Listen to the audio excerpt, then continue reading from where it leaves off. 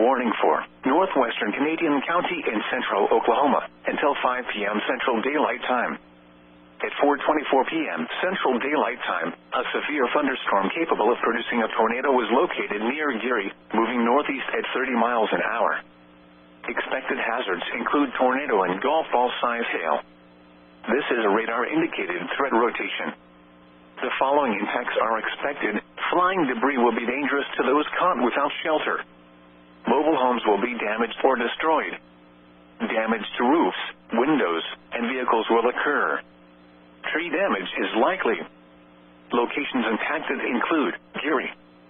Take cover now. Move to a storm shelter, safe room, or an interior room on the lowest floor of a sturdy building. Avoid windows. If you are outdoors, in a mobile home, or in a vehicle, move to the closest substantial shelter and protect yourself from flying debris.